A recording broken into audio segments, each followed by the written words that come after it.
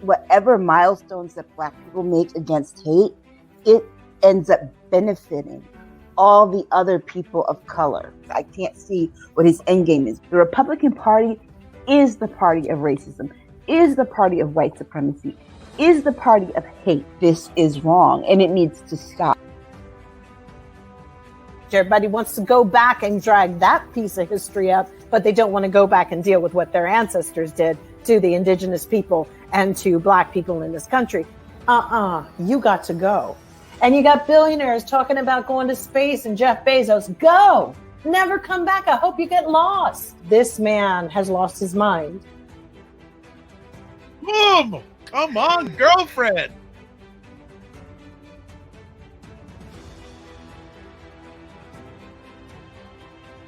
What is up, everybody? It's Dr. Vibe here, host and producer of the award-winning Dr. Vibe Show, the home of Epic Conversations. I'm the host of Epic Conversations, 2020 Best Podcast News Award winner, 2018 Innovation Award winner, given out by the Canadian Ethnic Media Association, and I host the only online show in the world for dads and fathers that's sponsored by Dove Men Care. It's also co-sponsored by Dads Central, Canada's national fatherhood organization, and I am the board chair for the Global Food and Drink Initiative, which is a multimedia not-for-profit that amplifies Blacks in the diaspora that are doing their thing in food, drink, and travel. As always, I like to say you're blessed, highly favored, a magnet for miracles, and a solution for someone's problem.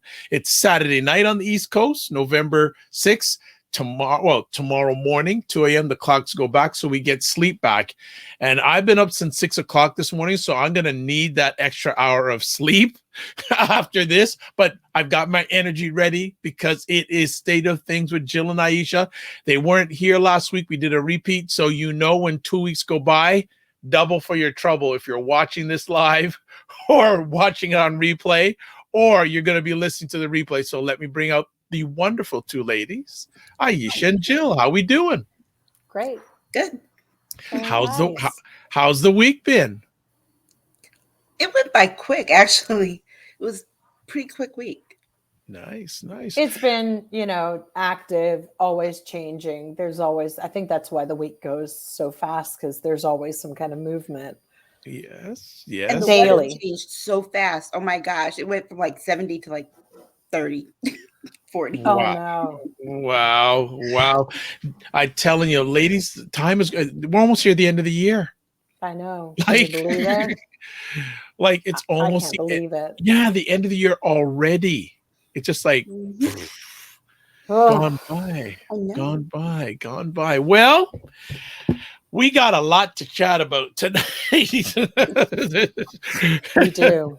We got a lot to chat about tonight. So I guess for both of you ladies, you got this news that the American House of Representatives passed Joe Biden's spending bill and his infrastructure bill.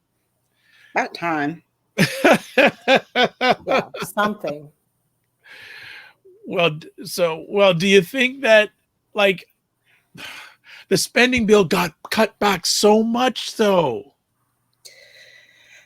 They scrimped and like pinched and hemmed and hawed about, excuse me.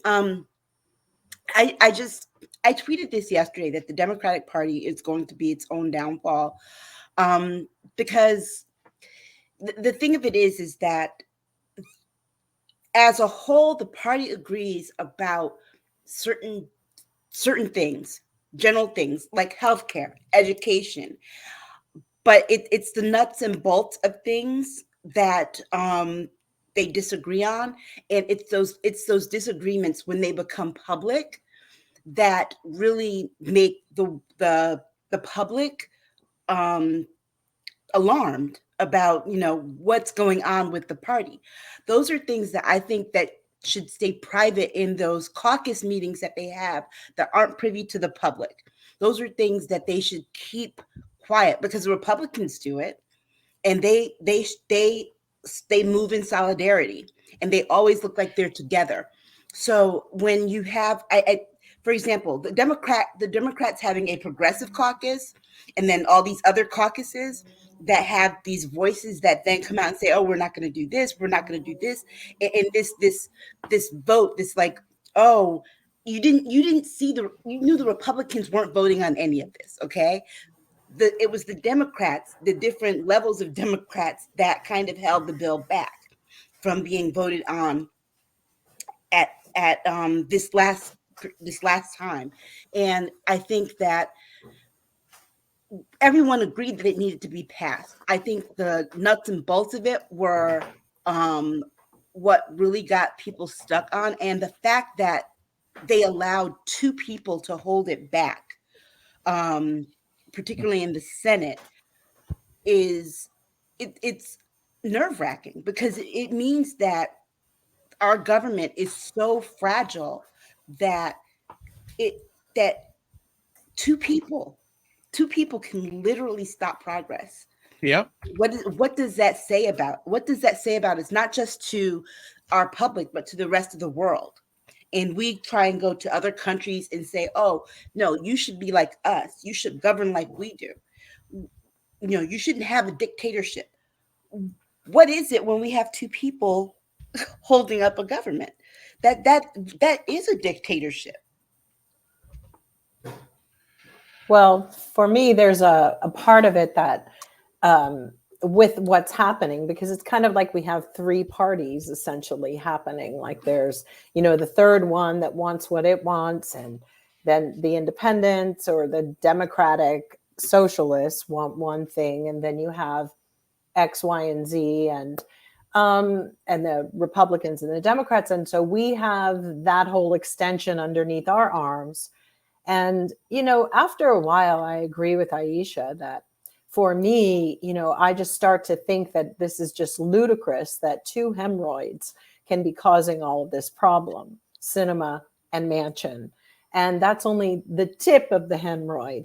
I think that these people are incredibly disruptive, but I also feel that the enabling of them is kind of what's kept this going, and the fear that one is going to flip or switch. I mean, Manchin doesn't have to switch over to in name to be a official Republican. He is actually acting like one and acting on their behalf.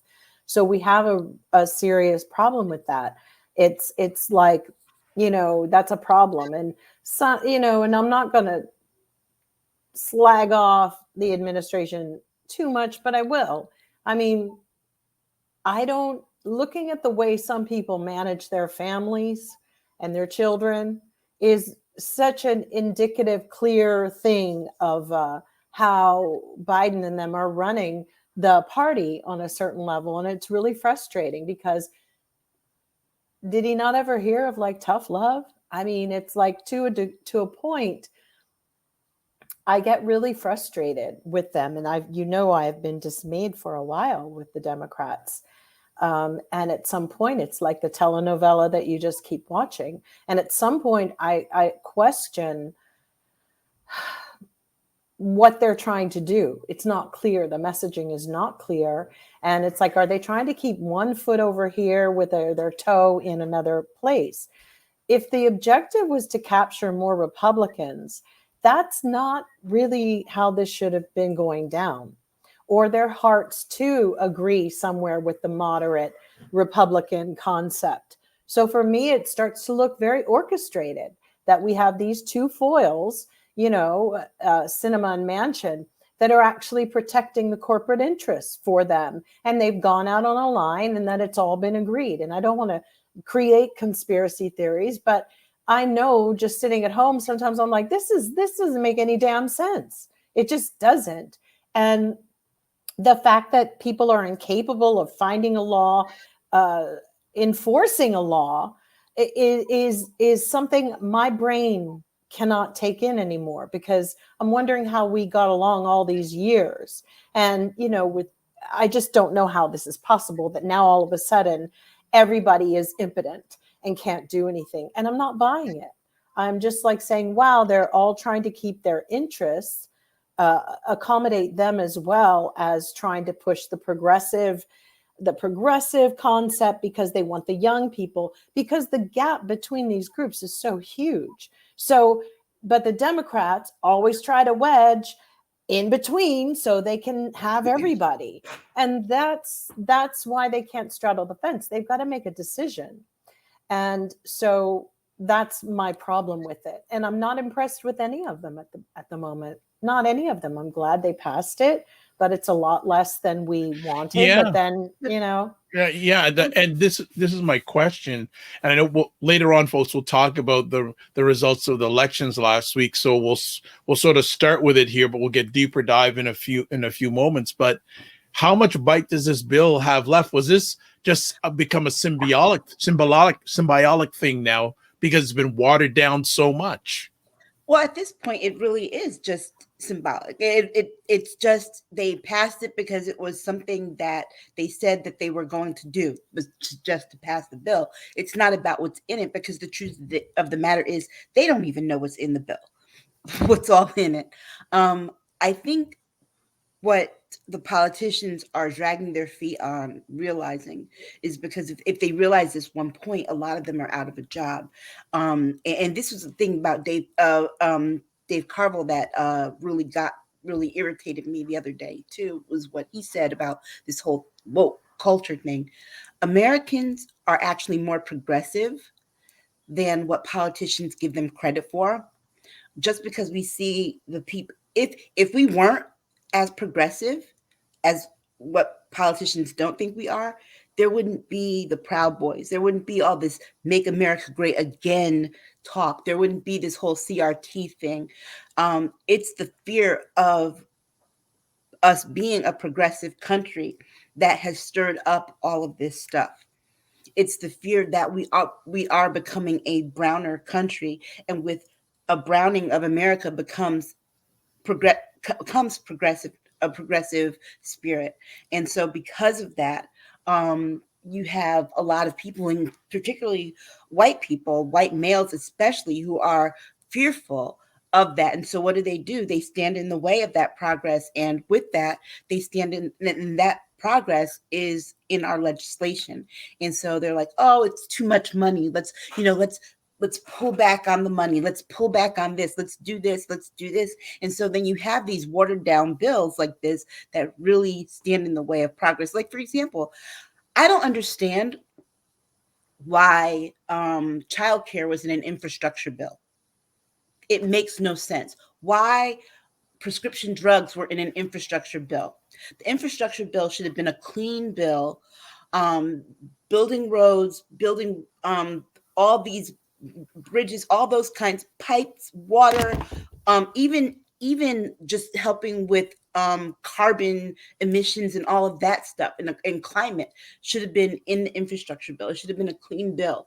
The spending bill should have included those other things, but I guess they figured that they wouldn't be able to get those things passed unless they stuck it in the infrastructure bill. And I think we convolute our bills so much that the American people can't get behind them because they don't understand what's in them. So then, go ahead, Jill. Sorry to interrupt. I mean, my one issue is that I used to always feel that Americans were afraid of this. I was believing in that whole, they're afraid of the black and brown happening in their nation, but I'm not really 100% on that anymore. I think that that's the talking point of the Republicans, and somewhere they ginned up their base to actually follow and really believe that there's that threat, because we're talking about many white people in this country now who definitely have biracial grandchildren or biracial somebody in their family, or so. What happened is why I think Trump was so clever, because he knew that the one thing that no one was really talking about, where all of the American people come together, is that people are miserable here. They are suffering and misery. They just didn't want everybody to look at each other and go, are you miserable? I'm miserable. We're all miserable. So what happens by creating the divide with race, and what that creates is it divides and prevents people from getting together, like, let's say, in the French Revolution, when they were furious with the elites and said, the hell with it. But that reveals that there's a fear with the elites in this country because they're really pushing home this divide. And what happens is that the key that we were experiencing this is when you look at the what the religions are pushing, and they're pushing apocalyptic ends of the world and all of that. So when you have a group of people that are sitting around waiting on a Messiah or a somebody to come along, and this was seen very early on in America. People were always talking about it's coming. We're in the last days. Da da da da. When people are sitting there waiting on this Messiah, they're going to project it onto someone. So Trump and his crafters were very, very on point about what was happening. But the bottom line in America is that people haven't been happy for quite some time. Financially, the child care, all of these things that are quality of life issues that Aisha mentioned, prescriptions, they have now been overshadowed and glossed over. And they've got people so ginned up on race that they're not even thinking about their own interests for themselves. Like, do you want grandma or great grandma in the Appalachians to go and pay $400 or $600 for her insulin? Because realistically, if you put all those people in a focus group, black, white, green, yellow, blue, everybody would say, and in agreement, that this is wrong. But somewhere they've changed that tide because they don't ever want poor people to look at them. I mean, it's kind of bizarre to see Nancy Pelosi sitting up there talking about the rich elites in this country when she's pretty rich. You know, I find it a little bit makes me kind of cringe. And it's not just her, it's all of them, even on the Republican side. Mitch McConnell telling, and Manchin, and what poor people don't want. These dudes haven't been poor in a long time, if ever. So I don't think leadership, you know, Eva Peron said, when the rich have ideas about the poor, they have poor ideas. And she was right. See, everybody wants the Eva Peron, I'm one of you. But no, they aren't. They really aren't. Okay, let's catch up with some comments early on here. Chris is saying, agreed, ladies, and I have been saying for months now, the Democrats in power need to collaboratively strap on a pair, stop playing, quote, good cop, unquote, and get tough before the fast approaching midterms, or we are doomed. Real Django says, there are so many problems with the Biden administration, so many nonsensical things going on, it almost seems like they're suffering from 45 brain. Chris says, Sinema and Manchin just defect already. They are just pimples on the backside of democracy. Let's see. Blue Rains. Hey, y'all, it's the fear of the rising majority, and they will stop at nothing to keep their power. True. Jen saying, Aisha, you're totally correct.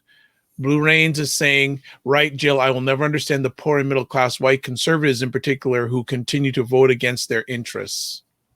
Yeah, because that's how they know that the KKK worked ages ago. It was one of the points that they had to make them feel, well, we're a little bit better than they are. And they also have a lot of that machismo, and they push that we'll muddle through and you don't need a handout.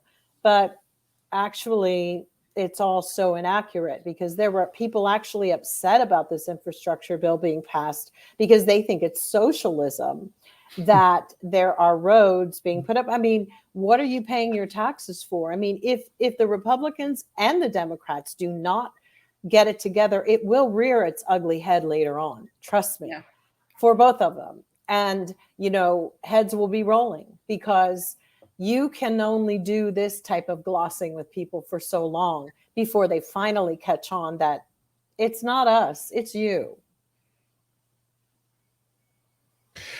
So as we look at this, are these bills going to make any significance? Like, I know President Biden needed them at any cost. Like, he needed a win. Well, they won't make it. Here's the thing, too, is that they won't make any immediate difference. Because remember, they pass the House. We see what happens in the Senate.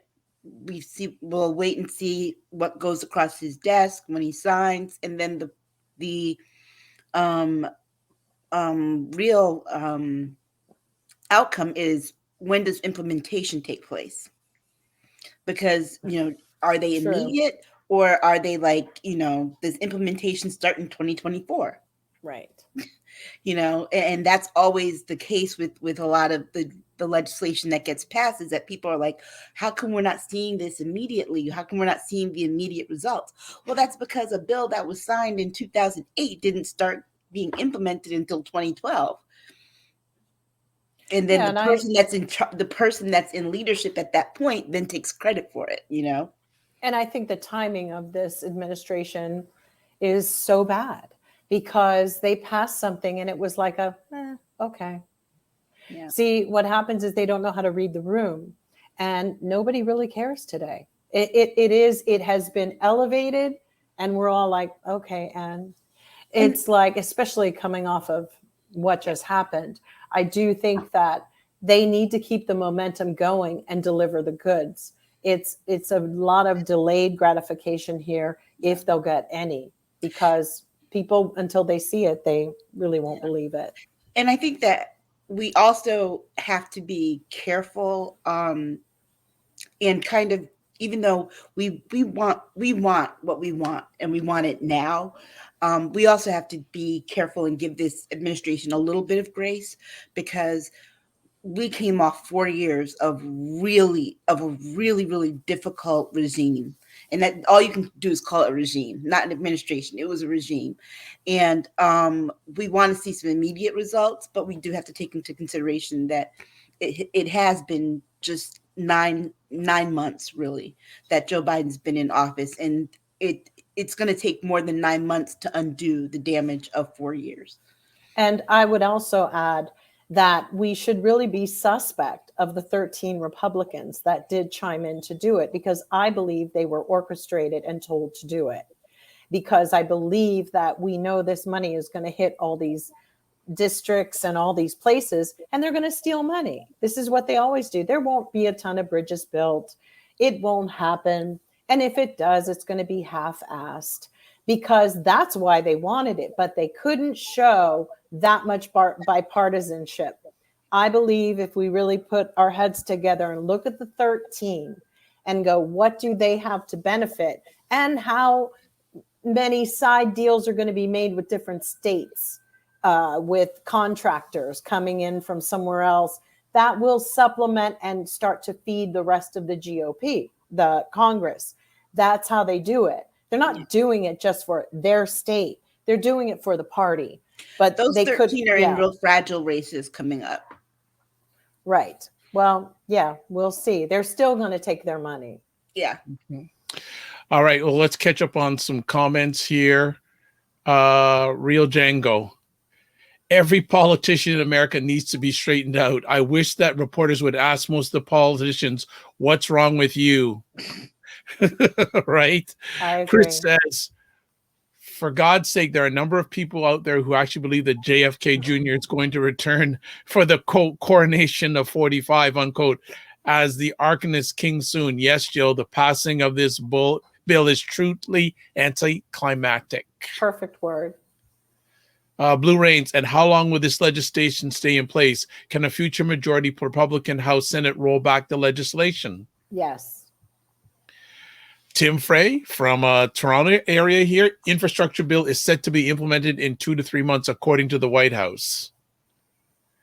And then finally, Real Django says, I'm going to have to switch back to being a Republican. Just kidding. But the full implementation, how long will it take? That's the question. They might start implementing part of it, but the full implementation will take how long? Because when you think back about the infrastructure bill under Obama, that one took a full, what was it, like 2 years, 3 years? And they're still doing some of the projects. Can I just say something about Pete Buttigieg? It's off topic, but I really want to get this out there. We as women have worked in corporate America. We sit up there and we slave away for less money than our male counterparts. And I honestly think it was bad timing of him to take his time out, to be in parental leave or whatever he was doing. Just like the rest of us, we get our periods every month. We had to schedule things and try to have our children within reason. 2 men, one of which is not carrying it. And I've seen women work until their 9th month, just the physical biology of that. I think it was really bad timing. I don't know, that's off topic, but I'm going to say that we need him to be present. And, you know, there's a little bit to be said for, I disagree with both sides sometimes, and I sometimes agree with the other side. But we're trying to run a nation here. And there's some things that need to get done. Shelves are starting to empty out here in LA. It's really not cool. We have a problem. And frankly, you know, that's just how I feel. I personally think it was a bad time to take your parental leave. And because that is a situation that could have been managed and arranged. So there, I said it. Well, and you know, I'm sure the Republicans will use that. But they've talked about, you know, maybe not to the degree that I am, but I thought about it. And I've worked with women who have gone all the way to their 9th month if there was a crisis going on. In their 9th month from home, you know, like getting down busy. We're always being forced to, because of the fear of losing our jobs, you keep doing it. And I get it. And that's wonderful. But he just got his job. And normally he has more adequate planning mechanisms than most women biologically do. Okay. We don't often plan our pregnancies, but 2 men can. Okay. Jen says, Jill, yes, 100% correct. Totally bad timing. Chris says, oh, yes, Jill. Blue Rain says, people are lined up today waiting for JFK Jr. It's so sad. Having met him, it's really sad. Just like, oh my God, he couldn't have been anything more against crap like this. Aisha, you have anything to say? I see you're shaking your head and exhaling. You want to add anything? I just can't believe that they would. The fact that they think that he would fake his own death. I mean, first of all, this has got to be painful for the Kennedy and the Bissett families. Okay, Totally. but Lost the fact that 2 they would children. think that he would fake his own death and then want to come back to support Donald Trump of all people. It's horrifying. You know, it's horrifying because he was a lovely person. And really, he was exactly that guy that all of us think he was, who could sit down with anybody. And, you know, this is just it's just unreal to me. Unreal. Wow. Yeah, when I started reading about that JFK stuff, I'm going, really? Yeah. Again, these are the Pizzagate people. And they even told up Robin Williams that they saw him in the crowd. And that's awful for his family as well, too. I mean, we've really lost the plot on just human decency. There's y'all. Yeah, that him too. He, you know, it's just this is what I'm talking about, this apocalyptic return and where the attachments lie. And particularly with the boomer generation, when you look at the boomers, because I'm a boomer, but like the Bidens and the Mansions and them, they're the silent generation, by the way. Because they're a lot older than me. But the thing is with boomers, everything was a little bit hunky-dory or whatever, but what they're kind of noticing psychologically is that people are having a really hard time with change and the shift in what is actually happening. I mean, look at all these reboots of TV shows that people want again. And that's really strange. And all that is about having an attachment to something that is no longer in existence. So we have a mental crisis going on here and people cannot handle it. They don't know how they're going to live. They haven't saved enough money. That's what I'm saying. This has been going on for a while. It doesn't just come up. People are miserable and they're angry that life is not what they were told it was supposed to be. Because you got to remember, as we age, we look at our parents and we see what they have. So you automatically assume you're going to have that. And unfortunately, generations, it always changes, but we're not, a lot of people checked out for good. Rio Dango is saying maybe group therapy, maybe. National, every National, day, gong goes national off. group And, therapy, national group therapy. Well, folks, and thanks everyone who's watching live. You know, thank you. We have some new people on, actually 2 individuals from Canada, Christopher and Tim. So thank you for chiming in. Very much great to, and thank you for contributing with your comments. You're watching or listening to State of Things with Aisha and Jill, and we're rocking it. Next conversation piece is we're going to spend a little deep dive on this one, because last week there were some elections in America, and we want Aisha and Jill to give some of their takes on these elections that were held last week. And what we're going to do, you can't see this if you're listening to this, but I'm pulling up an article from CNN. It's like takeaways from the 2021 elections, and I'm going to go through each one of the points and have the ladies give their take. So first up, Virginia had trended blue, and then Tuesday happened. Comments? Well, you and I were talking about this before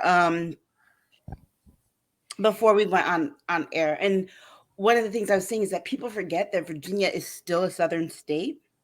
So think the whole CRT, Make America Great Again thing, it plays well in Virginia. And also, Terry McAuliffe was just the wrong candidate. Let's be honest. It's like, it was like Hillary Clinton being the wrong candidate for 2016. You know, it was it was her turn. So let's run her. Terry McAuliffe was governor already of Virginia at one time. People don't forget. They don't have short memories. He was governor when 2013 was like the last time he was governor. And so people don't forget. People don't forget that he was governor.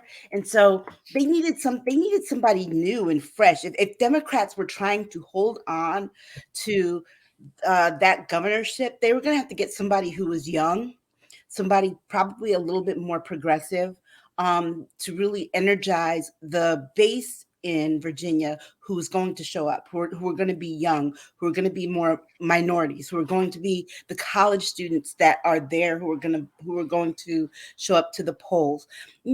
They trotted out old, dried up Terry McAuliffe, who had been there before. And, it's like, whatever. So Youngkin comes out, and he made the culture war his platform. He made CRT his platform. He promised something that he could deliver because it didn't exist. He said from day one, I can guarantee that we will end teaching CRT in the classrooms. Well, guess what?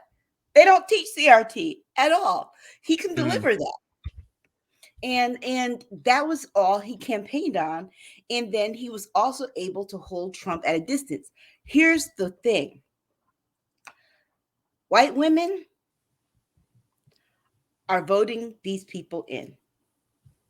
White women overwhelmingly voted for Youngkin, the same way that they overwhelmingly voted for Donald Trump in 2016 and in 2020. Keep that in mind. That is something to really pay attention to. And in New Jersey, don't get your nose out of whack because what's his name almost lost New Jersey, because New Jersey's had Republican governors before. Like I told you before, they had Chris Christie. What you need to watch out in New Jersey is how their state house looks, because remember, Chris Christie always had a Democratic majority in the House and in the state Senate, and he had to work with them. And so the governorship really didn't make a big difference with New Jersey there. I think Rachel Maddow broke it down really well this week when she said that, you know, what Joe Biden had here was something that hadn't happened since Reagan, where usually when a new president comes in the year after, he has lost both New Jersey and Virginia every year since Reagan. Joe Biden was the first president since Reagan to have not lost both. And so that people were probably getting more upset and excited than they needed to. Jill, your thoughts about the Virginia results? Okay, a couple of things. For me, yes, they did try to reboot McAuliffe, and that didn't work. And you see, that's where they played the cards wrong, because they needed to calculate how many new citizens had moved in during the pandemic. There was a new influx of people who've moved to these regions. They didn't calculate that there were a lot of young mothers that existed that that just fall for it. You know, when you're a young mom, you're like, oh my God, they're doing what in school? And so CRT went over great because, you know, that's what they all wanted to believe, that it was going to be taught in their schools, considering in these rich areas that voted for Youngkin, most of them send their kids to private schools, which is really bizarre, you know. So you have to really evaluate that too, if it's a real how disingenuous these excuses of why this happened they might be, because then there could be a race issue about that. Because basically you're saying CRT to some of these people, and they're thinking CRT is just when we sit and talk about the civil rights of Martin Luther King. So they're equating that. So basically what they don't want, from what I'm gathering, they don't want Black history taught at all, period. And I really wish that if McAuliffe saw that going down with CRT, I wished he would have said, well, what does that constitute? Because that Virginia group had been passing out class projects from teachers they're using CRT. And it was things like, how many diverse people do you know? What jobs do they have? And whatever. And it was like a kid's project. It was really like, it wasn't CRT, but for some reason, everybody responding to this thought it was outrageous. And this was all on Facebook. Facebook is still doing its thing. And they know how to work it, because every kid has to bring, how many people who are diverse do you know? So, but it really wasn't CRT. And that needed to be said. Mind you, a lot of these people have made up their minds, but the reality is they don't want their kids to feel bad about being white. And here's the thing. You know, Black kids have dealt with it for 100 years, 200. I don't know. It's not that bad. It might build a little character to feel a little bad about yourself for a little bit. But the other thing that went on that was strange with McAuliffe was that he just was out of touch, and he kept hammering home Trump. And you got to remember, people had already experienced him and they'd forgotten him. And what they did remember wasn't favorable. And it's true. He was not the one, and they made a bad mistake. And this is when the establishment Democrats and the old silent generation need to stop putting these oldies in, because they don't have the zhuzh to get people motivated, and it's over. And, you know, that's just what it is. We know that people are swayed by businessmen, which is crazy, because businessmen are very corrupt in this country. And they put a guy from the Carlyle Group in. But that's because Republicans vote with their money. So do Democrats too. But most people do vote with their money, and that's it. Okay. They don't care. They don't have a conscience about what Donald Trump did to actually hurt people. And maybe the media should spend more time showing the sad stories from that, and not just the immigrants, but people in this country. What Democrats really didn't do, which was horrible, was go after the Black women running for lieutenant governor. They should have, I mean, they didn't even really support the Black woman that they had running against her. I know. That was surprising. Yeah. You know, you heard nothing about the Black woman running against her. Because this is the problem with liberals, and you're absolutely right. It was like 2 Black people. And then all the liberals were like, well, what do? We can't attack them both. How do we attack them? Because, you know, here's the thing. Sometimes you do lose jobs, not because of your color, but because you're incompetent. And that I've said it before. We can't, you know, we have great liberals out here in San Francisco who wouldn't be caught dead having a homeless group encampment of tiny houses being built within their zip code. So what does that mean? I mean, really? So there's a lot of hypocrisy, and the Democrats will eat themselves if they keep trying to appease to, I might offend this one, I might offend that one. You know, it's like that's got to stop, or you'll keep putting yourself in a trick bag, and then you sound crazy. But they put their money behind the wrong candidate. If they had put their money behind that Black woman that was running and really amplified her, they would have at least won the lieutenant governor seat, because there's no reason as to why the Republican one won. I mean, she was saying more off the wall stuff than Youngkin. In Buffalo, they didn't support the progressive there. We'll get to that part. Okay. We're gonna get that because we got 7 more to go. Oh, so okay. Right. we got 7 more to go. So what we're gonna do, because we got 7 more to go, we're gonna take a break, folks. So we back in a short moment, and we're gonna talk more about the election results and what does that mean for the future of America, period. So keep it locked. We'll be right back. Go. So ladies, what is going on? Just that he needs to get it together. Sick of that. I am sick of it.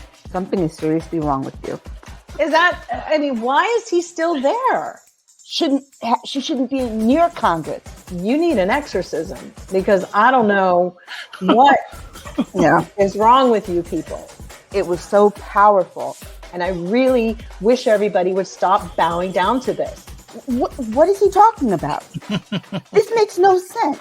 They know they are not the oppressed party, but they love being the superior ones, and they want to flaunt it. So it was always made political, particularly for people of color and the LGBTQ population. We end off every episode with a cockroach.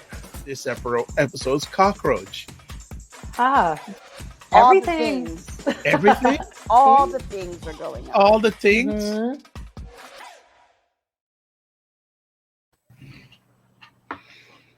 We are back. State of Things, Aisha and Jill. We're in the house.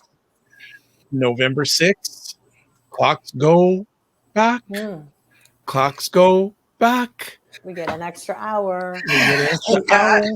Clocks go back. So continuing on in regards to the results of last week's, some of the elections last week in America, our next focus point, because we're going to go through this CNN article, we're going to pull it up right now. Sorry you can't see this if you're listening, but hey, you're going to get the benefit of listening to the great stuff if you're listening.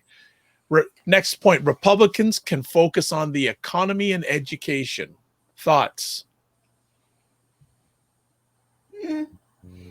I don't agree. Are they really focusing on education? Right. And they're focusing on it's not really education, because CRT isn't really taught in it. You know what I mean? It's not taught. They're just targeting something. They're making it seem like education, but it's not. Yeah. I this is just filler for me. It's what we hear all the time.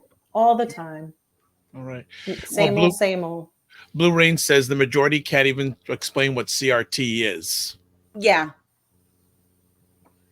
You know, but the Republicans are really, this is their power issue. Well, education has always been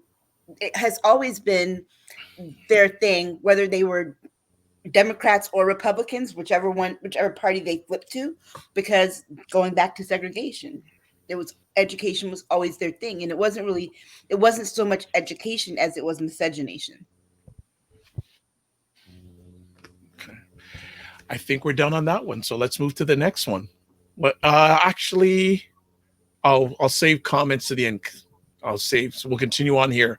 Voters may have moved from COVID-19. Thoughts? I don't think so, because you see how they're still acting in school board. In school board meetings, they don't want the mandates. I think that COVID-19 wasn't an issue this go around because it wasn't on the ballot. But I don't think voters have moved away from it. Jill? I think they want it gone. I think they want Yeah. their mandates gone. And I don't think they think it's a serious threat to them. Okay. Next up, making it all about 45 didn't work. One of you two mentioned that earlier on. Do you want to give a little deeper dive, either one of you? Because I think that, they have forgotten. I mean, if you're going to talk about Trump, then you need to bring it. And what he brought just wasn't enough. And what he brought was he was shaming them for liking him, because reminding them of him only further. And if he talked about his dirty deeds and all the things that he did, they don't give two farts about it. And so it's kind of like, know your audience. These people deep down supported 45 somewhere. They do, but they think they're above it all and think that no, that's not me, but it is them. So that was maybe not the wisest move on how to lure people. I mean, we have to really look at the character of this country and the people who really live here. They're not as nice as people want you to believe. They're absolutely horrible, atrocious human beings. And they are not going through this shift very well. And they are the lowest grade of human beings in this country. They only think about money. They only think about themselves. They give to charity every now and then, blah, blah, blah. It's the same old, same old. And they're not willing to make any sacrifices. So talking about him, the guy that they can look in the mirror and see themselves, maybe wasn't a good thing. And it's difficult unless you bring it and really, yeah, exactly. But I don't even think that was it. It was like, I don't see what he did that was so bad anymore. I mean, because otherwise they wouldn't have fallen for the CRT thing. So that says everything about them. Because like I said before, I'm not convinced that it isn't just American history, Black history that they want to get rid of. Let's just go down to the basics here. That they know it isn't, CRT is not taught there. I do not buy that they don't know it. I think they rode that wave the best way they could. They don't want you talking about Black folks being lynched, Emmett Till. They don't even want that. They don't. And they played everybody, making everybody pretend that they don't know it. And the media allowed it. They knew. They weren't that stupid. They don't want talk like that. They are still a Confederate, old racist, and they are. And racism has its degrees. That's what it is. Not in my house. Anything else you want to add, Aisha, before we move on to the next point? No, I think Jill's right that they're going to act like they don't know what they mean, but they mean what they say. And that the whole thing with 45 is that, again, he's not president right now. Right. And so he's not really doing anything that people can point to at the moment and say, look what he just said on TV. Look what he just did, to kind of point to and say, this is why we need to, denounce him. That worked last year's election. It's not right. Like right now, there's nothing that anyone can point to. And that's just how, politics work. Yeah. Okay, second last point in the article. New Jersey's tight race is a bad omen for Democrats. And I know, Aisha, you mentioned that, talked about it a few times before. Anything you want to add, either one of you, about the New Jersey tight race being a bad omen for Democratic Party? No, like I said, it's like that's New Jersey politics. New Jersey has been here before, where they've had a Republican governor with a state majority, with a statewide majority of Democrats in their House and their Senate. I mean, like I said, they just went from having Chris Christie to having Murphy. So it's not like they haven't, like, this is unfamiliar territory for them. Right. I agree with her. Okay. And the final point in the article, elections still work. Actually, two more. That's the second last one. Elections still work. So elections still work in America? Well, Youngkin's son was caught trying to vote twice, and he's 17. And they tried to say that he misunderstood, that he wasn't old enough. but the real horror of that is that we have people who are Black people who are going to jail for 5 years for even doing those attempts.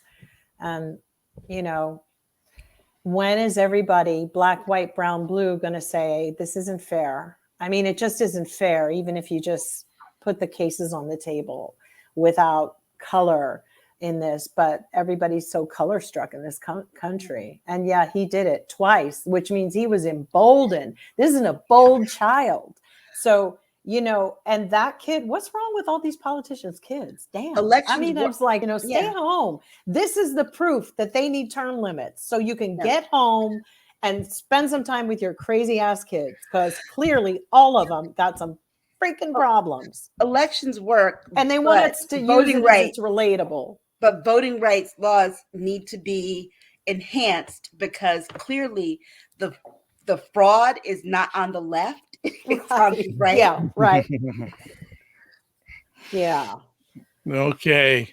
And I'm bad at counting here. We have a few more. So next up is voters rejected ambitious police reform in Minneapolis.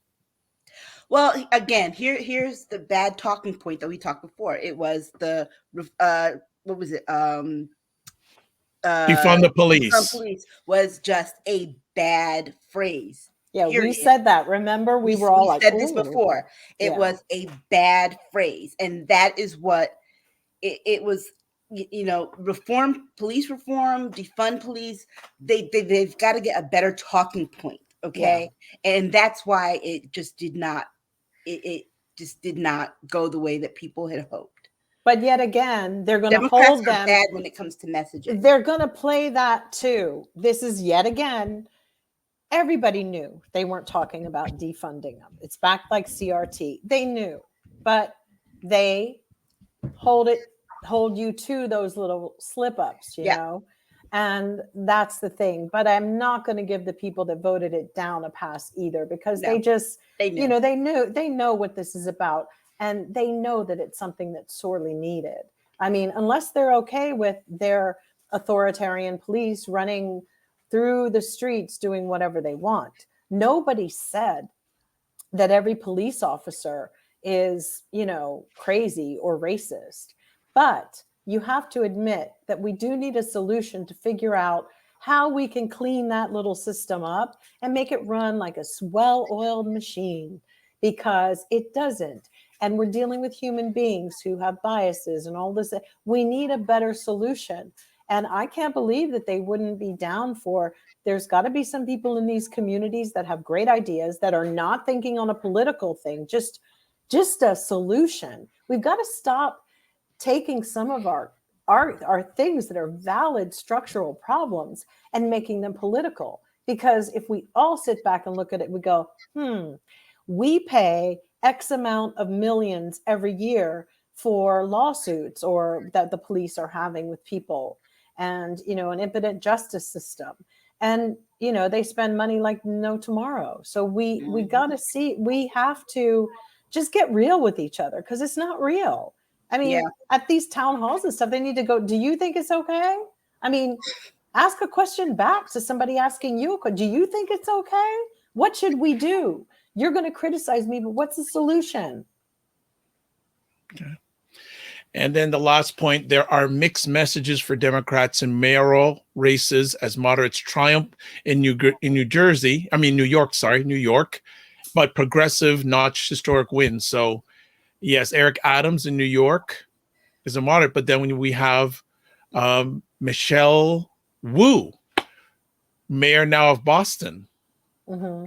But it's not a mixed message. I mean, people tend to think that New York is a really progressive city, when you got to remember New York City is 5 boroughs, and they're not all 5 boroughs are as progressive as Manhattan. Not at Okay? all.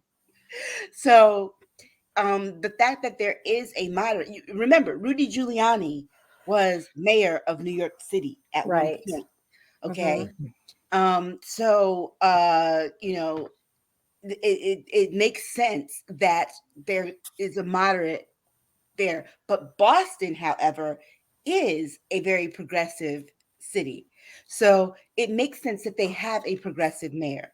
So, you know, and let's not forget that Pittsburgh got its first Black mayor ever.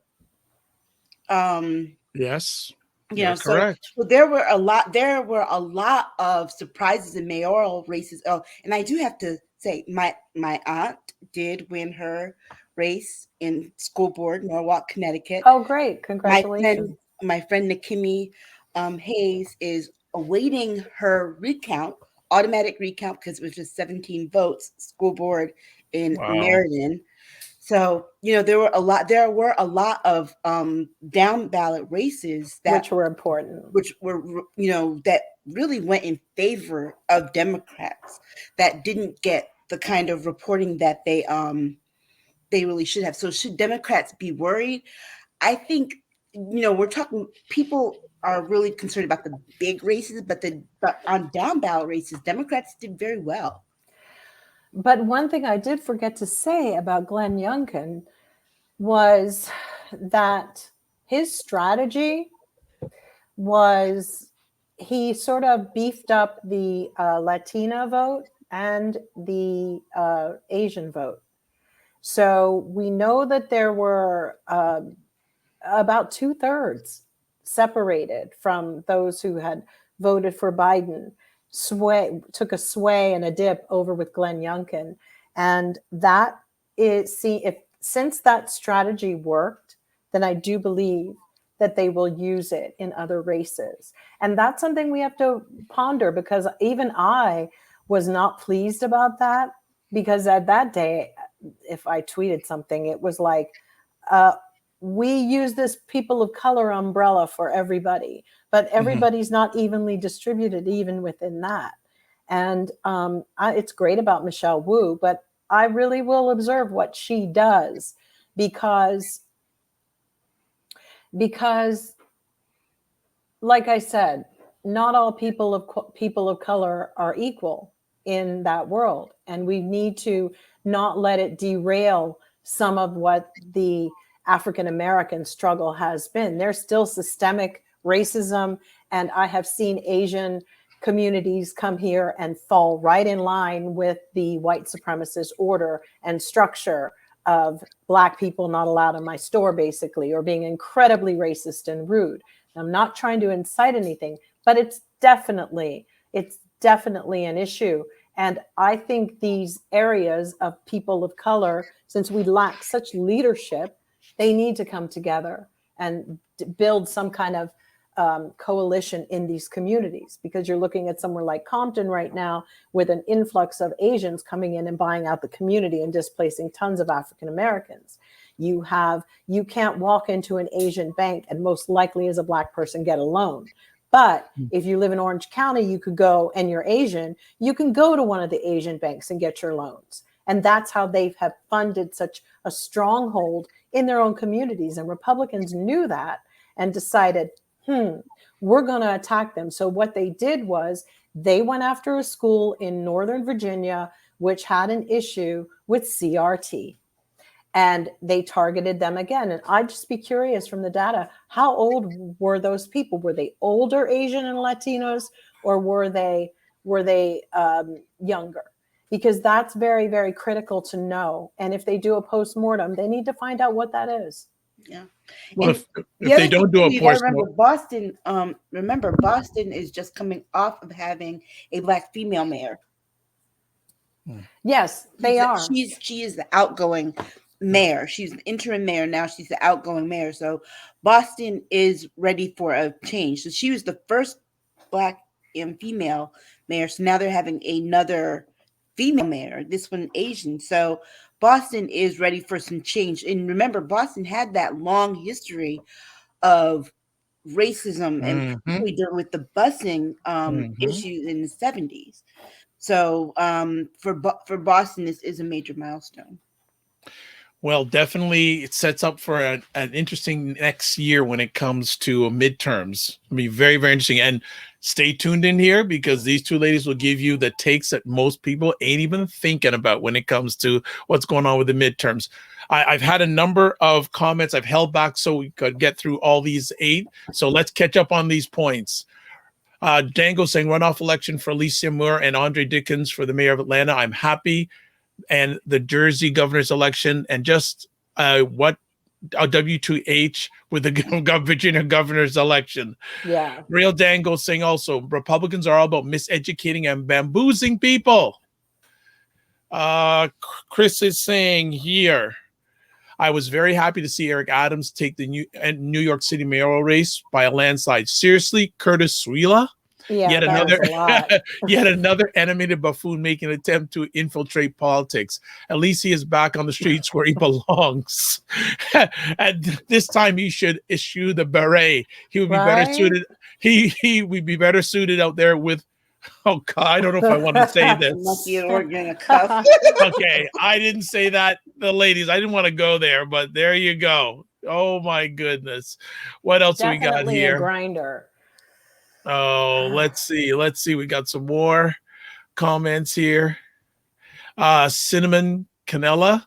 Minneapolis has a history that has just been unfold. It's just been unfold. Okay. Yeah. And green-eyed baby. Florida, we got house. Elections are stolen, not working. And then finally Chris says, yes, Michelle Wu, mayor of my hometown. So we are caught up with comments. Let's talk to our next conversation piece. Travis Scott pauses Astroworld performance after seeing ambulance in the crowd. Jill, you wanted to talk about this. It was about a concert that happened last night. He didn't pause his performance. It was actually the police that paused it 40 minutes after they came to collect all the dead bodies. He kept singing through as they were raising them out and lifting them from the crowd. And I guess there was some kind of situation where he was performing and the crowd was squished into this festival up against the barricades. And there's footage, everywhere of some kids running to the sound guy because Apple was streaming the show. And kids ran up and were trying to tell the guy who had a camera, and he told them to get lost, basically. So there were a lot of big mistakes and some deaths of kids getting crushed to death. 14-year-old, so far 8 people, but out of hundreds that went to the hospital. But there's the damaging footage that they're showing is Travis Scott throughout his performance with a ambulance driving in the middle of this crowd to come and pick up these kids from the festival, because somehow somebody, I wonder who it was that called 911, they got there, but kids were jumping on the police cars. And there's footage of kids saying, I don't care. I know you guys are sad, but I did what I effing wanted to do. I had fun. I like to rage. Wow. And, it really was like watching a bunch of demon-possessed monsters. I really fear for our nation when I see things like that. I think it's a wrap when I see Gen Z, because I know a lot of people think a lot of them, but, in the middle of them picking up a kid's dead body and You know, like when you're surfing through, they're surfing the body through. He was dead. You could see I don't know how long he'd been dead because rigor mortis had already started to set in his arms. People got trampled. Jeez. It was horrific. So Jill, let me ask, sorry to interrupt. Did he perform? I'm like, I don't know who Travis Scott is, right? So he started to hum when they were lifting the body, and then he picked up and kicked into a new song. You're Isn't kidding he the me. father of one of the Hold on. You're kidding me. He continued his performance while all this was going on. It was an inhuman response, in my opinion. I don't even know what to say. And the reason I wanted to talk about it is because it was not human how he responded during his show. It was not a human reaction to see that. And yes, some will say, well, maybe he thought they passed out. But even still, then you could see that he tried to get another friend to introduce somebody else and said, give him a hand, right? And the crowd didn't give him a hand. They were all, you're talking 50,000 people were there, this one pocket of where it happened. It had already reverberated, the energy had already reverberated to where nobody clapped. So everybody was aware, except Travis Scott. Either that or he's just not the brightest bulb in the bunch. But what that was just really the energy. You have to see it. I just really don't know what to say. It was an inhuman response. It just wasn't a human person who would respond like that. Yeah, Travis Scott has children with Kylie Jenner, or is about to have a second child. Oh, and she was filming too. It was on her story as well. You know, but not the bodies, just the fun parts. You see, we have a big problem here, and I've always said this: words are powerful. Oh, wait, what was it he said? Let's raise some. Now I want you all to raise some hell. So that even more just played into it. And I'll tell you, words have power, and the energy that, you know, when they say 2 or more people come together in prayer, let's put 50,000 people together in a mantra, a chant. What do you have? But what energy are you creating? And it's evil. Those songs have a mantra feeling that is saying some, I don't know, it's dark. It's just darkness. And anybody who's spiritually connected somehow on any level knows that it is. It's dark. And you're engaging in some real darkness. That was darkness. But watch it. You'll see. I'm not crazy. Aisha, anything you want to add? I don't know if there is anything you can add.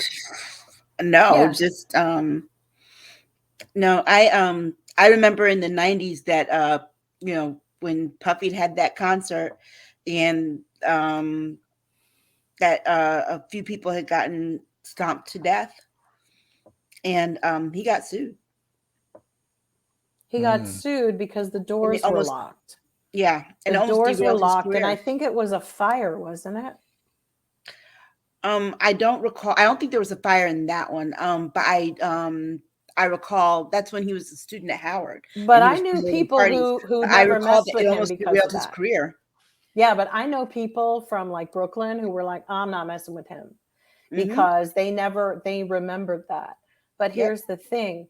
This is, you know, if you're going to be too cheap to, but see, they say that Travis Scott always likes to break the rafters, like capacity.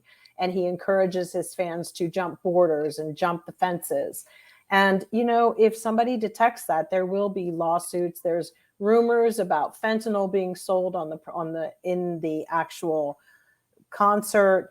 Don't know. They'll probably do their autopsies. But yeah, you're right. But at this point, like I said, it's all still darkness. All of those guys, they don't even sing. They have mantra songs that repeat and repeat and repeat and repeat. And if you keep saying, go F yourself all day, go F yourself, say it about 100 times. You know, there's this technique, the Meisner technique. It's an acting school. And when you first start learning acting there, and I'm not a great actress or anything, but the people that I watch, they do improvisation. And you would have to say something over and over. Hi, hi, hi, hi. You say it for 20 minutes, hi to each other, back and forth. Every intonation of hi changes. And typically it always runs into something really aggressive. Hi. And I kind of am starting to see that with some of the music, because I do believe the words are powerful. But when he said, I want you all to raise some hell up in here, some people were saying, this is so awful. It's like he's enjoying this and paying back Baphomet by standing up here. And then when they were carrying the bodies, he was going, ooh. And then they had, of course, it was creepy. It was a creepy moment. Let's move on from this. It's a little bit dreary here. So, Jen is saying they had issues earlier in the day also with people running past security. Jen is also saying the cell phone footage I saw on Facebook of him continuing to perform through the desk was so disturbing. Very. Cinema Canela saying evil got loose after pandemic lockdown. Yeah. And Chris is saying true, Jill, very dark and equally dangerous. So, yeah. I have to say that the reason I know it's dark, but I'll even say that knowing Prince the way I knew him, he took some kind of accountability in his later years for some of his earlier stuff. And a lot of people didn't understand why he refused to play certain things, but he knew the words were power and he knew they were like mantras. And he also knew that his stardom would give you like the power and the authority of a lot of stuff. And it was something that you really needed to handle with care. And unfortunately, we're in a time where everybody wants the power and authority, and we know what entity wants the power and authority. So like I said, the shift is happening whether people realize it or not. And this return that America's having in astrology, I should do another page on that, but the Pluto return that's happening, it's huge. Pluto will actually be in the same alignment that it was in 1776 in February 22nd. So it's going to be bumpy, people, very bumpy, because Pluto is the great reveal, takes all the panties off. Okay. Let's have our last conversation piece tonight. Well, it's finally started, the Ahmaud Arbery case. Oh, there's a lot of stuff to talk about. I think one of the first things that the jury is made up of all white people except one person. So let's talk about that. What are your thoughts about that, ladies? Well, the judge, he said he recognizes it, and he recognizes that there is a bias there, but he's not making any moves to change it. One of the things I guess that regular people should know is that there are like 9 attorneys for the defense, because like each defendant has like 3 attorneys on record with them.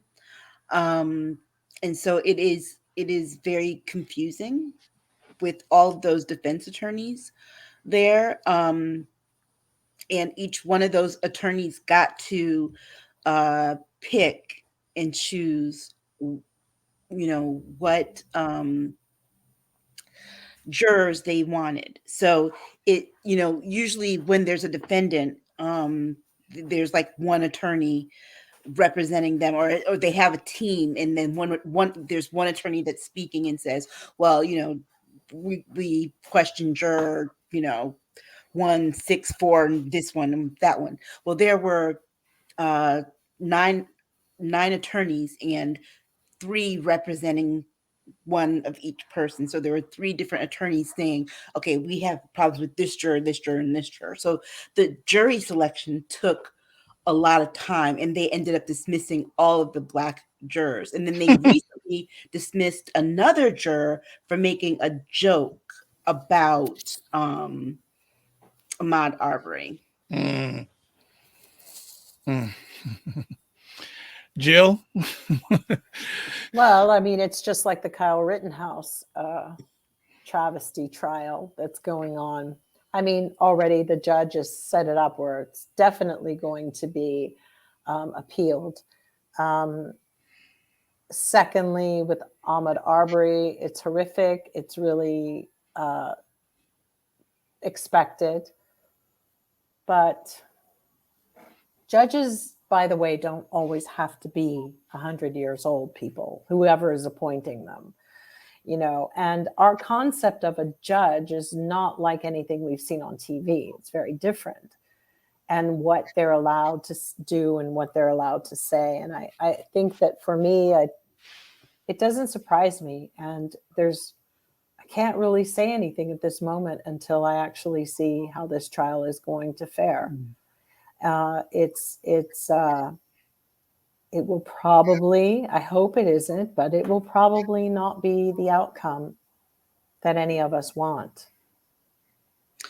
Well, I watched the opening arguments. Right. I have to say the district attorney did a very good job in terms of laying out the case and basically saying that, look, these are the facts. This is what happened.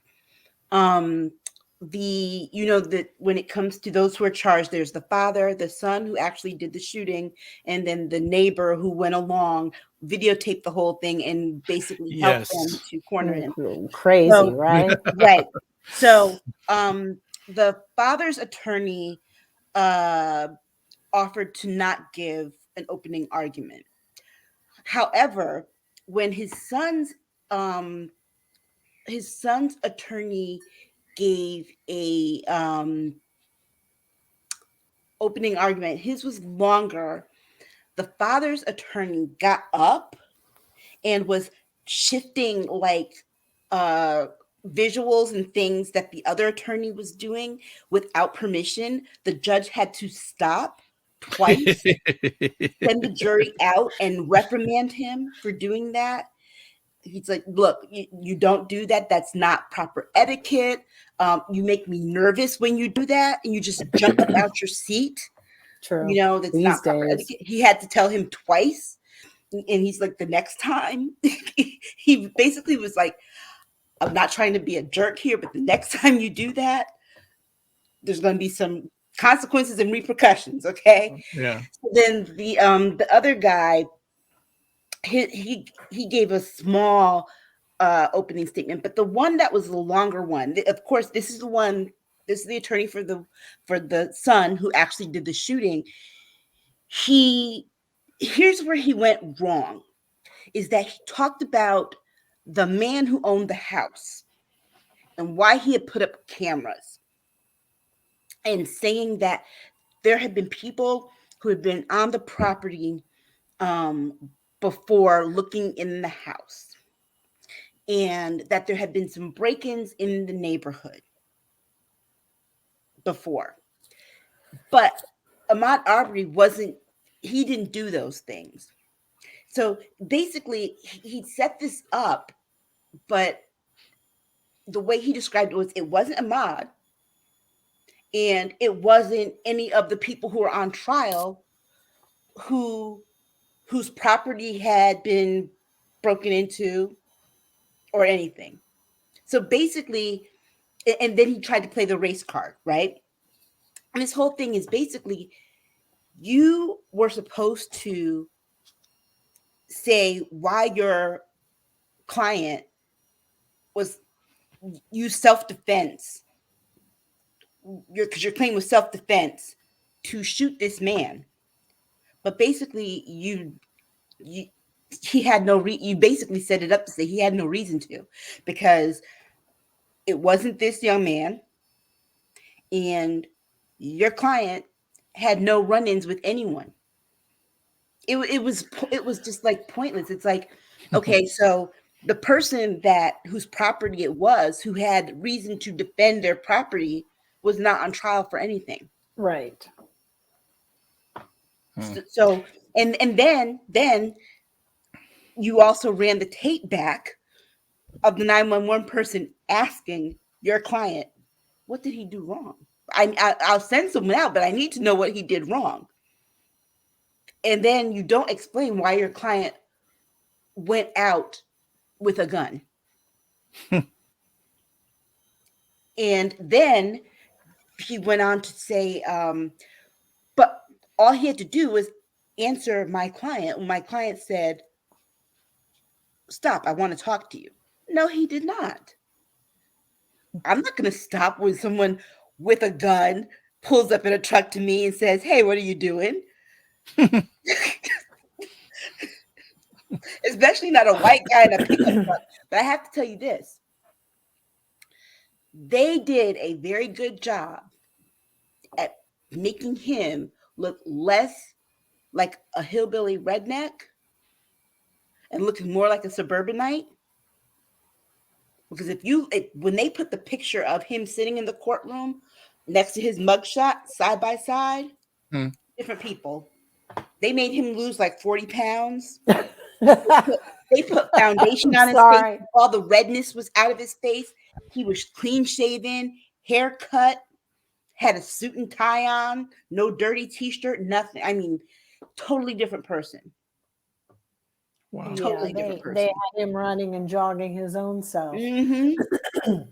Yeah. But here's the other problem in America. We have a problem with our district attorneys. I mean, what is it? We just saw that Damian Williams was put in place in the Southern District of New York of U.S. attorneys, and he's only one of 7 of over 240 or something, 300 across, so he's in charge. And, but I'm just so uneasy with these cases that are going on and chipping away at the, I guess, our belief in our justice system, because these are like, these are towns where these things are happening. They were supposedly, people aren't even hiding their racism anymore or where their biases lie, even in the courts. So hopefully we can move on. But until we start really dealing with some of the infrastructure in these regions, it's not going to change. And and here's the other thing. Every time we put a people of color or a Black person in these positions, like a Damian Williams, they're walking into no different than how Obama, it was cleanup man, cleaning up something.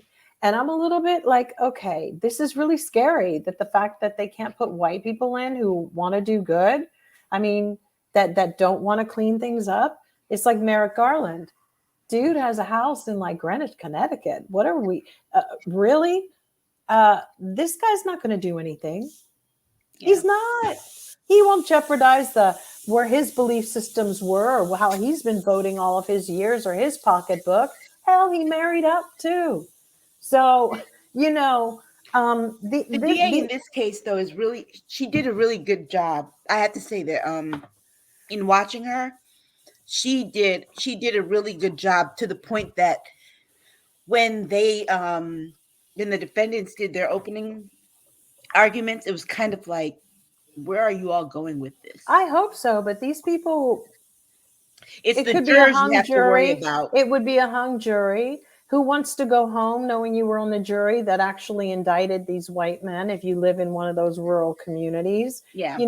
It's like there's a lot of stuff to consider. And I'm sure when they pick those jurors, that's exactly what they might be, people in their community who are like, open and honest and, not racist, but they might live in a community where they think, I don't know if I want to put myself personally in the position where my whole family turns against me. Right. And that's a problem with even this jury system. I mean, it's really, it's crippling, because in one really weird way, people are so tuned in now because of social media that it's going to be difficult to find anybody who hasn't heard about something and be unbiased in anything.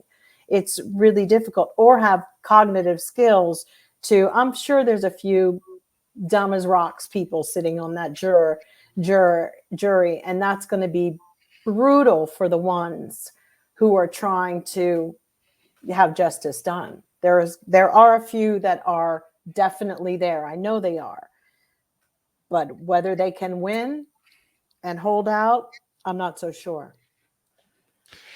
Do you think this trial will have an impact on well, I don't know how long it's going to run, but any impact, well, the midterms are a long way away, so I don't think they'll have a lot of impact. But do you think this will have any sort of, could re-energize Democratic support, depending on what the outcome is? We don't know what the outcome is going to be, but obviously there's going to be enough eyes on it. I don't think they'd be better this one flipping a will. coin. I don't think this one will. I think the Kyle Rittenhouse one will have more of an impact. And I say that because the people who were killed in that one were white. Got it. And even then, he didn't want the people to be charged or spoken as victims. Right. Dude, everybody in America is saying they're a victim. So, you know, that was just ridiculous. And I'm being very sarcastic, but that was very telling. And he's already made mistakes, the judge. They've already, somebody sitting in the back, like writing up what they're going to do if they lose. Both sides.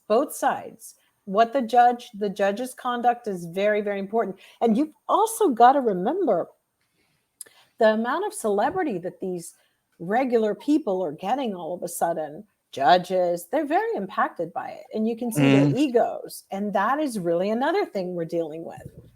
That some of them really like the stardom, like a Joe Manchin. He likes it. He actually enjoys being the one that kids are actually running down the street begging, we want to live. He's okay with that. Okay. Which is why, And Kristen Sinema, who I'm sure is having an affair with somebody powerful. $32,000 a year she made last year, but she's sleeping with somebody. Because putting herself out like this to be nearly egged, you know what I'm saying? There is a payoff here. There's something, and it's going to come out on both of them. Okay. On that note, we are finished another episode of State of Things with Aisha and Jill. Have some final comments here from the wonderful audience. Let's start here. Cinnamon Canela goes, Ahmaud Arbery, another dark and super sad episode this month. Real Django, this case down here is so heated. I just don't get into conversations with certain people. Fully understood. Yeah. I hope Chris is saying, I hope Mr. Arbery's murder does not go unpunished. Enough already. I heard his mom on the New York news yesterday. My heart goes out to her. Awful. Real Django, I'm just uneasy about the Ahmaud Arbery case. I just hope people down here don't act the fool after the verdict. Also, those knuckleheads think that running up on a black person jogging with a gun pointing at them is not responsible for killing him because they think it's okay that say it's self-defense. WTH. Chris, Joe Manchin, hashtag rat face. That's a good one too. And Jen says, great discussion as always. Chris Langford, have a great week, everybody. You so too. That's another episode of Staggers State of Things. Nope, State of Things. I got it wrong again. I keep on getting, I do it. Sorry. State of Things with Aisha and Jill. It's not the best name. No, it is. It's just that I just brain cramp. Brain cramp. I was going to say something else, but brain cramp. State of Things with Aisha and Jill, right? Is that right? Yeah. Thank you. I passed. All right. So, folks, another episode is done. But as always, before we let our wonderful ladies leave, we ask them to tell us, if I can find it, where we can get a hold of them. So just give me a moment here, folks. It's been one of those conversations today. All right. First up, we have me, Jill Jones. Where can we find you? Jill D. Jones, Twitter. Wonderful. You look so comfortable in your orange. It's a little chilly today. Yeah. What's going on there? Next up, Aisha K. Staggers. At Aisha Staggers on Twitter and AK Staggers on Instagram. Wonderful. And myself. I better know where I can find myself. Sometimes I don't know. Best place to find me is at the drvibeshow.com or next best place, Twitter at DRVIBESHOW.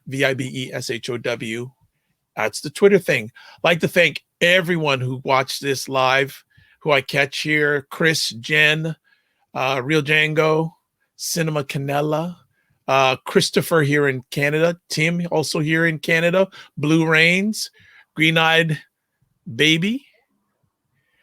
I think I got everybody. If I didn't get your name, it's because of my head, not my heart. Oh, more comments coming out. I just want to make sure. And Cinema says, have a great night. Well, we'll get 1 extra hour of sleep. I need it, obviously, you can tell. I need that extra hour of sleep. So, as always, like to close off with this. Live your life as a dream. If you can dream it, you can make it. Sometimes you have to get small to get stronger. Block assumptions, then aim bigger, aim better, aim higher, aim wider. Love, faith, and respect. And remember to give yourselves grace. Thank you so much. Always touch base with us on any subjects you'd like us to have conversations about. All right? God bless. Peace to all. Keep the faith. And remember to give yourselves grace. Next week, everybody, 9 p.m. Eastern Time, Saturday.